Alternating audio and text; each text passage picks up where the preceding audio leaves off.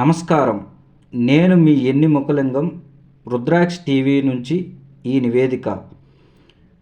భారతదేశంలో ఉన్న ఆంధ్రప్రదేశ్ రాష్ట్రం శ్రీకాకుళం జిల్లాలో గత కొన్ని రోజుల నుంచి పలు గ్రామాల్లో ఉన్న పలువురు డయేరియా బారిన పడుతున్నారు. డయేరియా అంటే ఏమిటి? డయేరియా ఎందువలన వస్తుంది? డయేరియా నివారించడానికి ఎలాంటి చర్యలు తీసుకోవాలనే దానిపై ఈరోజు మనం తెలుసుకుందాం. డయేరియా అంటే ఏమిటి? డయేరియా అనేది ఒక రోజులో 3 సార్లకు పైగా పల్చగా నీరులాగా విరోచనాలు రావడాన్నే డయేరియా అంటారు. ఇది ముఖ్యంగా చిన్నపిల్లలు, వృద్ధులకు ప్రమాదకరం. ఎక్కువగా వస్తే శరీరంలో నీరు ఉప్పులు తగ్గిపోతాయి, అంటే డీహైడ్రేషన్ అవుతుంది. డయేరియా ఎందువలన వస్తుంది? డయేరియా కలుషితమైన నీరు త్రాగడం, శుభ్రం కాని లేదా పాడైన ఆహారం తినడం, చేతులు కడగకుండా భోజనం చేయడం, వైరస్ల వలన, బ్యాక్టీరియాల వలన, జీర్ణకోశ ఇన్ఫెక్షన్ల వలన, కొన్ని మందుల దుష్ప్రభావాల వల్ల కూడా వస్తుంది.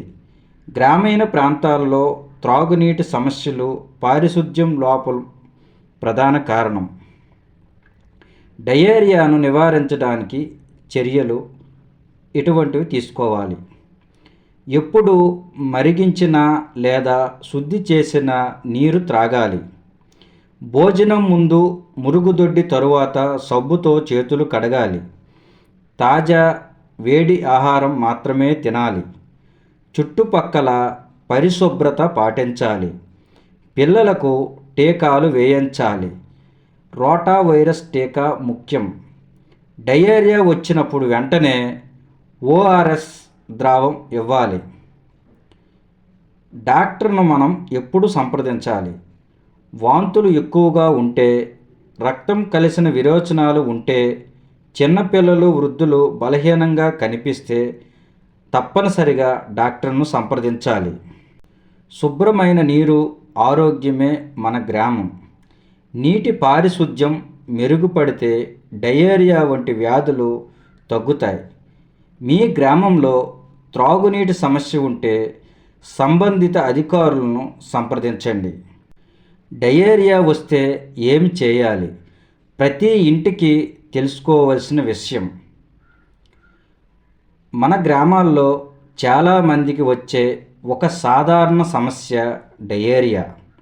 రోజుకు 3 సార్లు లేదా అంతకంటే ఎక్కువ పల్చగా విరోచనాలు వస్తే అది డయేరియా అని అంటారు. ఇది ఎందుకు వస్తుంది తెలుసా? కలుషితమైన నీరు తాగితే, శుభ్రం కాని ఆహారం తింటే, చేతులు కడగకుండా భోజనం చేస్తే వస్తుంది. చిన్నపిల్లలకు ఇది చాలా ప్రమాదకరం. శరీరంలో నీరు తగ్గిపోతుంది. అందుకే వెంటనే ఓఆర్ఎస్ నీళ్లు ఇవ్వాలి.